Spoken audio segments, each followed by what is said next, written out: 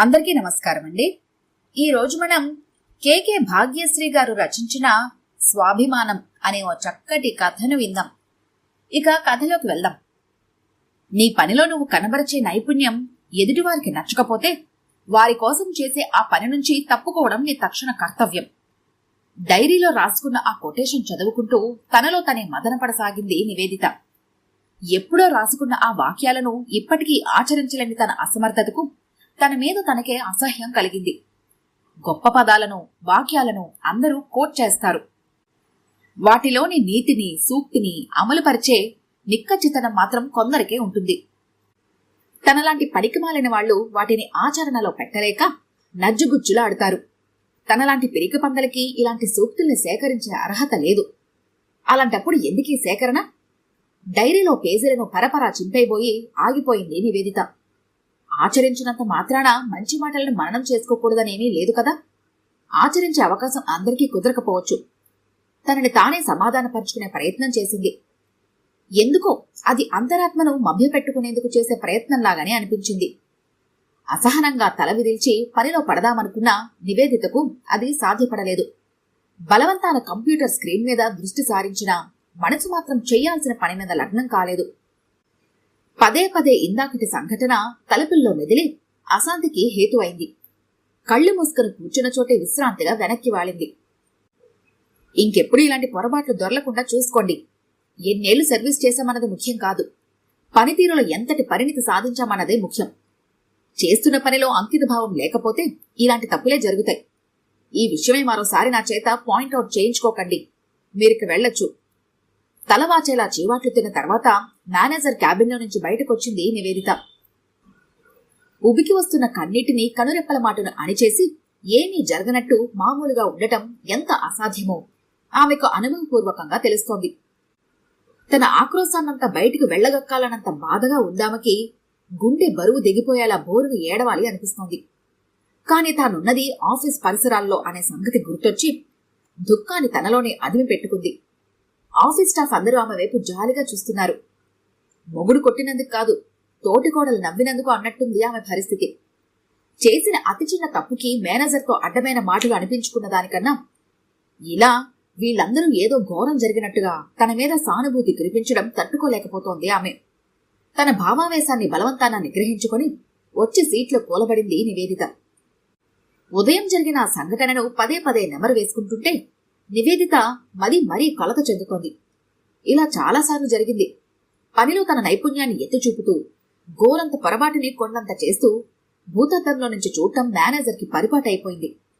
అసలు అన్నింటా పర్ఫెక్ట్ గా ఉండటం ఎవరికైనా సాధ్యమవుతుందా? చేసే పనిలో పొరపాట్లు దొరకటం సహజం. లోటుపాట్లు జరగకుండా ఏ పని సంపూర్ణం కాదు. ఆ పొరపాట్లు మళ్లీ దొరలకుండా చూసుకుంటే సరిపోయేదానికి ఇంత రచ్చ చేయడం అవసరమా? అందరిలోనూ ఇలా తోలనాడితే ఎంత అవమానంగా ఉంటుందో అతడెరుగుడా? ఒక్కసారిగా ఉలిక్కిపడింది నివేదిత. అంటే సీతాలు కూడా తనలాగే బాధపడి ఉంటుందా?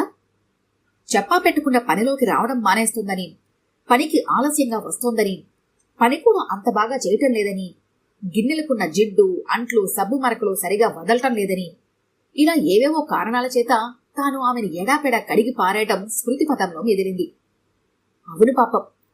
బాధని అణిచిపెట్టుకుంటూ సీతాలు చూసిన చూపు ఇంకా తనను వెంటాడుతూ గుండెల్లో గుచ్చుకుంటూనే ఉంది. సీతాలు యజమానురాలుగా తాను ఆమెపై అసంతృప్తిని వెళ్లగక్కింది. తన పై అధికారిగా ఇప్పుడీ మేనేజర్ తన ఆధిపత్యాన్ని చాటుకున్నాడు. రెండింటికీ పెద్ద తేడా లేదు. చిన్న చేపన పెద్ద చేప మింగే తీరుతెన్నులున్న ఈ సమాజం పోకడలో ఇది సహజ పరిణామమే. గతంలో మేనేజర్తో చాలాసార్లు చీవాట్లు తిన్నా మనసుకు తగిలిన గాయం ఎంతగా సలుపుతుందో ఈ రోజు నివేదితకు అనుభవంలోకి వచ్చింది. ఇక మీదట సీతాలుని తన మాటలతో బాధించకూడదు. ఆమె కూడా తనలాంటి మనిషి అని ఇంగితం మెరిగి మసులుకోవాలి. తృప్తిగా నిట్టూర్చుంది నివేదిత. తాను తెలుసుకున్న అనుభూతి మది నిండింది. తల వంచుకుని ఏదో పుస్తకం చదువుకుంటున్న నివేదిత అమ్మా ఆ పిలుపుకి తల పైకెత్తింది. ఎదురుగా సీతాలు ఏదో చెప్పడానికి నాందిగా చేతులు నలుపుకుంటూ నిలబడింది. ఏం సీతాలు? అడిగింది సౌమ్యంగా. ఏటీ నేదమ్మా, నిన్నటేల తవరు నా మీద బాగా కేకలేశారు కదమ్మా, నా మనసంతా ఏదోనాగా అయిపోయినాదమ్మా. లోగొంతుకులో చెప్పింది సీతాలు. అదంతా మనసులో పెట్టుకోకు సీతాలు.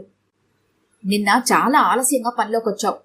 నీ వల్ల నాకు ఆఫీస్కి వెళ్ళటం లేట్ అవుతుంది.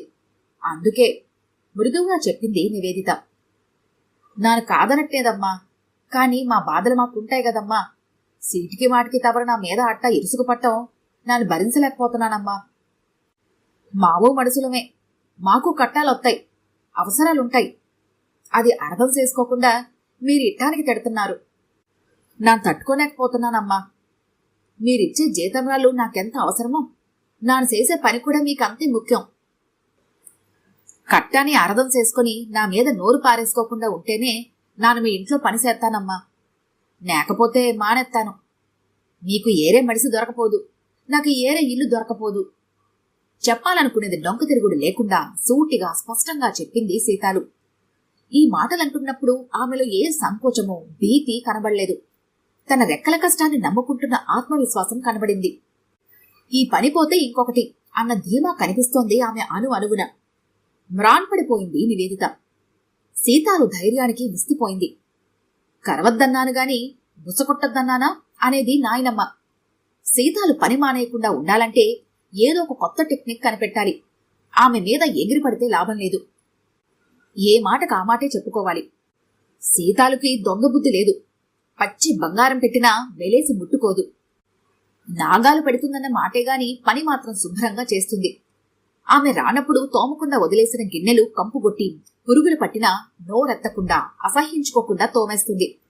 అవసరమైతే తాను ఆఫీస్ నుంచి వచ్చే వరకు బాబుని కనిపెట్టుకుంటూ ఉంటుంది. అవి కావాలి ఇవి కావాలి అంటూ గొంతెమ్మ కోరికలు కోరదు. బోనస్లు ఇయ్యమని వేపించుకు తినదు. అఫ్కోర్స్ తాను ఆమె అవసరాలన్నీ కనిపెట్టి ఆమె నోరు తెరవకుండానే సమకూరుస్తుంది. అయినా ఎందరు పని మనుషులు తమ యజమానులను కాల్చుకు తినటం లేదు.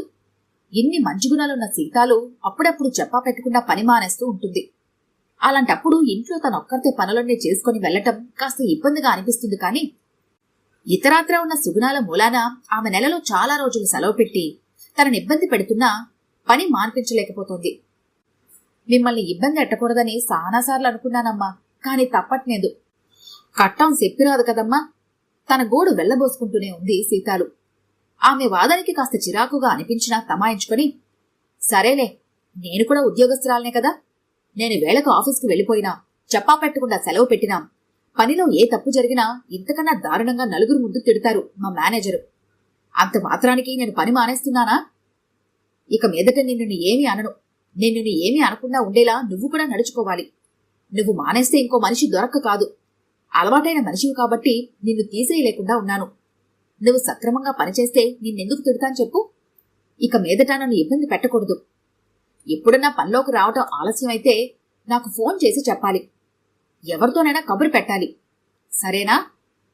కర్ర విరక్కుండా పాము చావకుండా సమాధానమిచ్చింది నివేదిత. అట్టగేనమ్మా అంటూ వెళ్లిపోయింది సీతాలు.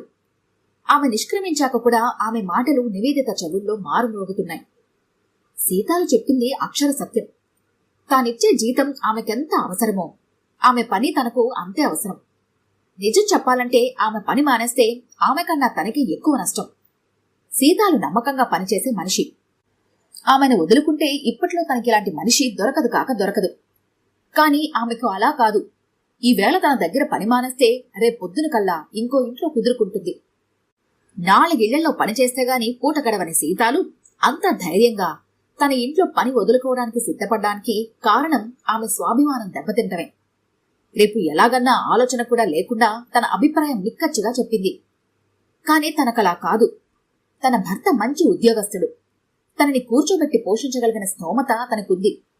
అయినా తన అస్తిత్వాన్ని నిలబెట్టుకునేందుకు, మహిళా సాధికారత సాధించేందుకు తాను ఈ ఉద్యోగంలో చేరింది. ఆ ఉద్యోగం లేకపోయినా తను హాయిగా బతకగలదు. తనకి ఈ ఉద్యోగం తాలూకు అవసరం కన్నా తన సేవలే ఆఫీస్కు ఎక్కువ అవసరం. తన పని మానేస్తే తనంత ఎఫిషియెంట్ వర్కర్ అంత త్వరగా వాళ్ళకి దొరకదు. ఆ సంగతి యాజమాన్యానికి తెలుసు. అయినా ఏదో అలుసు. తమ కింద పనిచేసే ఉద్యోగుల మీద జులుం చాలాయించే అహంకారం వారిది.